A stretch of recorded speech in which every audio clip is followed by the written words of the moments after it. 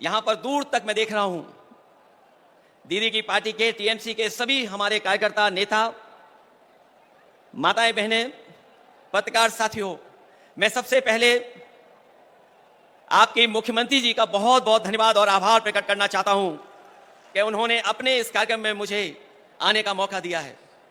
मैं जब से एयरपोर्ट से चला हूं, मैं लगातार कार्यकर्ता और नेताओं को देख रहा हूं मैं, और जब मैं घर से मिल करके निकल करके आया हूं, मैं देख रहा था कि दीदी अपने कार्यकर्ताओं को देख करके जितना खुश हो करके और जिस भाव से उनसे मिलने की कोशिश कर रहे थे, ये जो लगाव है, जो रिश्ता है एक नेता और कार्यकर्ता का, यही दल को मजबूत बनाने का काम करता है। क्योंकि आज हम दुखी मन से भी, और एक जो हमारे बीच के कार्यकर्ता, जो हमारे बीच में नहीं रहे वर्कर्स, जो शहीद हुए, उनको हम याद कर रहे हैं। मैं कहना चाहता हूं कि जुल्म की खिलाफत में जो जान दांव पर लगाते हैं वो इतिहास में शहीदों की तरह याद किए जाते हैं। मैं दोबारा कहता हूं कि जुल्म की खिलाफत में जो जान दांव पर लगाते हैं वो इतिहास में शहीदों की तरह याद किए जाते हैं।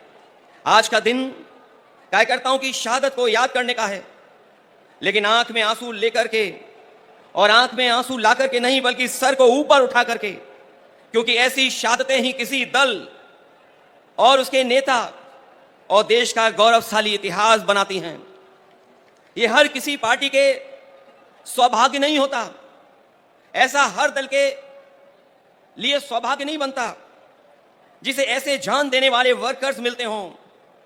मुझे इस बात की प्रसन्नता है कि आदरणीय दीदी के पास ऐसे वर्कर हैं जो अपनी जान भी दे देते हैं लेकिन परवाह नहीं करते हैं। दरअसल कोई कितना भी बड़ा लीडर हो जाए या कभी कोई भी बड़ा पद ना पाए, लेकिन वो कार्यकर्ता हमेशा रहता है। कार्यकर्ता सबसे छोटा नहीं, सबसे बड़ा होता है। कार्यकर्ता ही किसी दल की बुनियाद होता है, वर्कर ही हमारे पार्टी की बुनियाद में होता है। उसी की शहादत अगर ये बताती है कि वो पार्टी के प्रति कितना वफादार था, तो पार्टी द्वारा उसको याद करना बताता है कि पार्टी के दिल में उसके लिए कितनी ऊंची जगह है।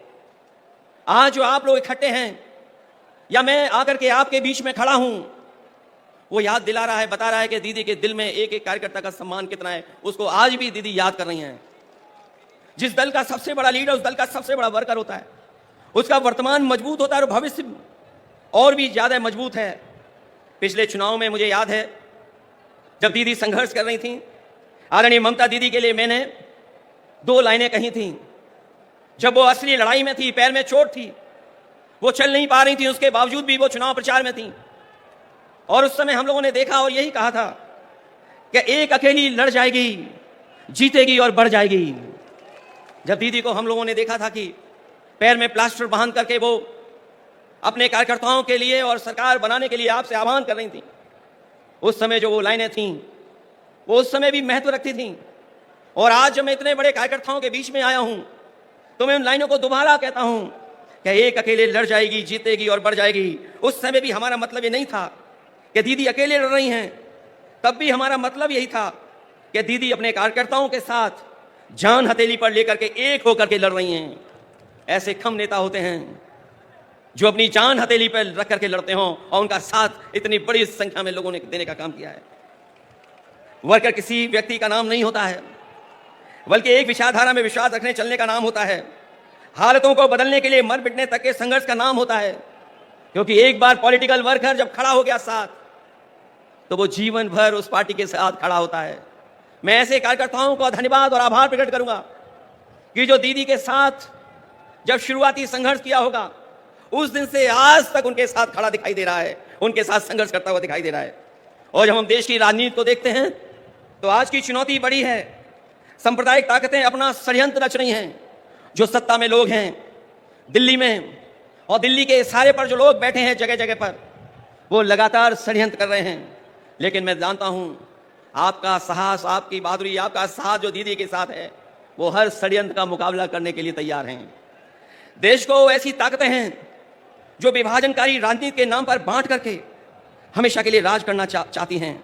लेकिन ऐसा करने में वो कुछ समय के लिए कामयाब भी हो जाएं, पर आखिरकार वो हारेंगे, क्योंकि गलत मंसूबे कभी अपनी मंजिल नहीं पाते हैं। जो इंसान और इंसाफ के साथ खड़े होते हैं, जीत आखिर उन्हीं की होती है। जो नकारात्मक लोग अंदर से डरे होते हैं, वही साजिश करते हैं। मुखबरी का काम तो कर सकते हैं, लेकिन सामने की लड़ाई लड़कर के जान देने की हिम्मत उनमें कभी नहीं होती है। खुदगर्जी और मुनाफाखोरी ही इनका कारोबार होता है, जिसको बढ़ाने के लिए सियासत करना चाह के भी लोगों का भला कभी उनका मकसद नहीं होता, न कभी रहेगा ऐसे लोगों का। इसलिए हर हाल में मैं किसी भी स्तर तक वो लोग गिर करके सत्ता में अपने हाथ में रखना चाहते हैं। हालांकि बंगाल ने आप लोगों ने मिलकर के यहां मुकाबला किया, बीजेपी को हटा दिया, पीछे छोड़ दिया। यूपी भी आपके साथ रह करके पीछे छोड़ दिया। ये जो सत्ता में कुछ दिन के लिए आए हैं, ये कुछ दिन के मेहमान हैं। मैंने लोकसभा में भी कहा और आज भी कहता हूं, जो दिल्ली में सरकार में बैठे लोग हैं, वो सरकार चलने वाली नहीं है, वो सरकार गिरने वाली है। और हम और आप लोग देखेंगे एक दिन कि यही सरकार गिरेगी और हमारे आपके लिए खुशियों के दिन भी आएंगे।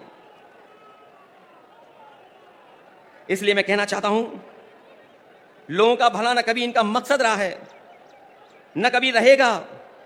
इसलिए हर हाल में किसी भी स्तर तक गिरकर सत्ता अपने हाथ में रखना चाहते हैं। ऐसे लोग दूसरों की तो जान लेते हैं, लेकिन खुद कभी जान नहीं देते हैं। ये लोग शहीद भी उधार लेते हैं।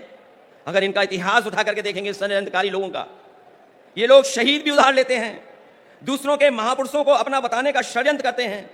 क्योंकि नकारात्मक लोगों के पास अपने महापुरुष नहीं होते, न इनके पास गुरुदेव होते हैं, न नेताजी होते हैं। जो लोग इंसानियत को बांटते हैं, उनके बीच कोई महापुरुष भी कैसे बन सकता है, कैसे आ सकता है? महापुरुष होने की पहली शर्त यही है कि उसके दिल में इंसानियत धड़कती हो और जो सच के साथ देने के लिए कोई भी कीमत चुकाने को तैयार रहता हो। ऐसी हिम्मत और हौसला नकारात्मक राजनीति करने वालों में न कभी रहा है और न कभी रहेगा। जब जब जनता जागरूक होती है, ऐसे लोगों में खलबली मच जाती है। इनके झूठे प्रचार और जुमलों की कलई खुदने लगती है और ये भी हताश होकर के आपस में लड़ने लगते हैं। जो लोग नकारात्मक ताकतें आखिर में अपने अंदर ही कलह से खत्म होती हैं। आज देश जाग उठा है, ऐसी ताकतों को पैर उखाड़ना शुरू हो गए हैं। हम और आप लोग मिल करके निगेटिव पॉलिटिक्स नहीं करते हैं, हम और आप लोग मिल करके पॉजिटिव पॉलिटिक्स करते हैं। और पॉजिटिव पॉलिटिक्स का वक्त आने वाला है और वही वक्त आएगा जब लोगों के जीवन में बदलाव आएगा।